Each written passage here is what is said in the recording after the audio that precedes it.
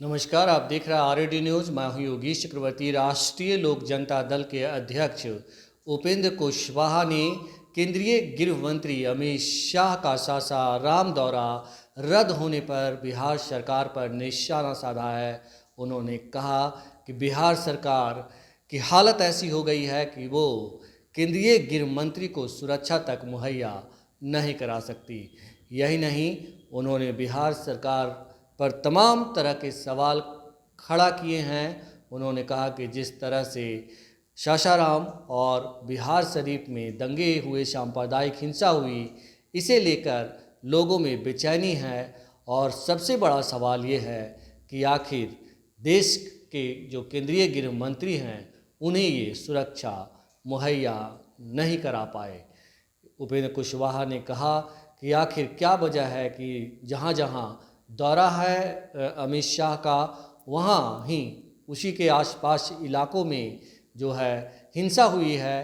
कहीं न कहीं इसके पीछे कोई बड़ी साजिश है। सुनिए उपेंद्र कुशवाहा ने बिहार सरकार पर क्या क्या आरोप लगाए। अभी जो कल परसों जिस तरह से राज्य की सरकार और खास के मुख्यमंत्री जी पहले दावा करते थे कि बिहार में तनाव नहीं है, अब किस तरह से तनाव राज्य के दो बड़े प्रमुख शहर में सासाराम और बिहार शरीफ, जो मुख्यमंत्री जी का गृह जिला है, अब किस रूप में तनाव वहाँ हुआ है। ऐसा नहीं कि कोई अचानक से कोई घटना हो गई जिसकी जानकारी प्रशासन को नहीं थी।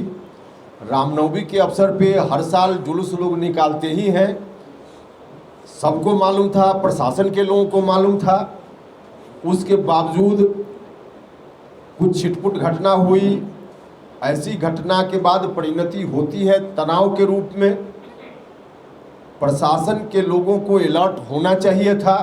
आशंकाएं तो रहती ही हैं कि ऐसा कोई भी इवेंट होता है तो उसके बाद तनाव की आशंका रहती है।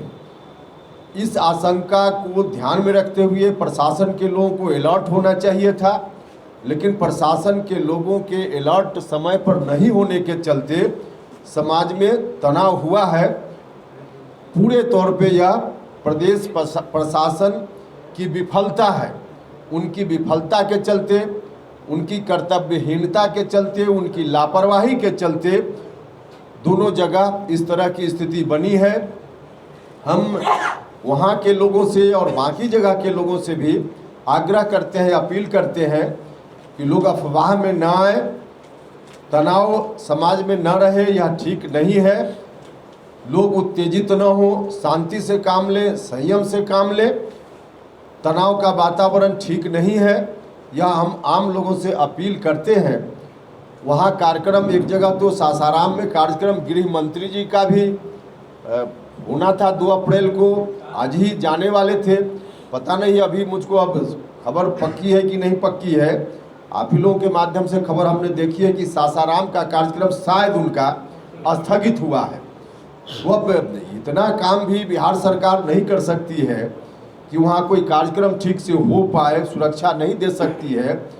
और समाज में तनाव को रोकने का काम जो पहले से संभावित था, यह काम भी सरकार नहीं कर सकती है। तो ऐसी सरकार के होने न होने का कोई मतलब नहीं, बिल्कुल औचित्यहीन सरकार है।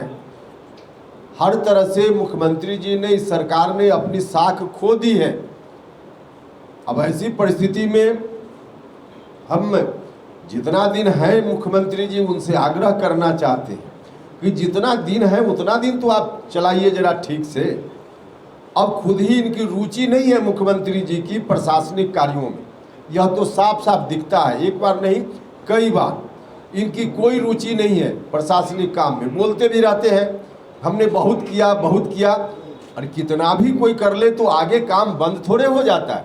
अब बहुत कर किया, यह कहने के पीछे उनके चेहरा का जो भाव होता है कि अब आगे हम कुछ नहीं कर पाएंगे।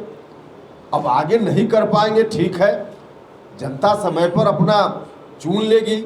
लेकिन अभी जब तक संवैधानिक दायित्व तो है आपके ऊपर, संवैधानिक कुर्सी पर आप बैठे हुए हैं, तब तक जनता को परेशानी से तो बचाइए।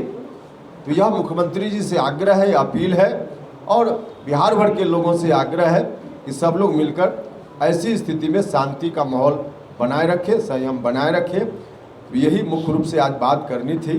भैया 144 का मतलब है कि रोकना, कहीं जानबूझकर तो उनको रोकने के लिए 144 को नहीं लगा। हमको यह नहीं मालूम कि जानबूझकर किया जा रहा है कि नहीं किया जा रहा है, हमको जानकारी इसकी नहीं जदयू है। का कहना है पूरे जिला में 144 लागू नहीं है, वहीं पे शाम 4 बजे से इंटरनेट सेवा बहाल की जाएगी, तमाम सुरक्षा व्यवस्था मुहैया कराएगी। अमित शाह डर गए इस ऐसा भी होता है कहीं क्या? भारत का गृह मंत्री डर जाएगा? कि भारत के सम्मान का सवाल है, इस तरह की बात कोई बोल रहा है तो एक तरह से कहिए कि भारत के सम्मान का सवाल है। गृह मंत्री है ना, एक दल के नेता सिर्फ नहीं है, वो गृह मंत्री भी हैं। लेकिन यह काम स्थानीय स्तर पे स्थानीय सरकार को देखना पड़ता है।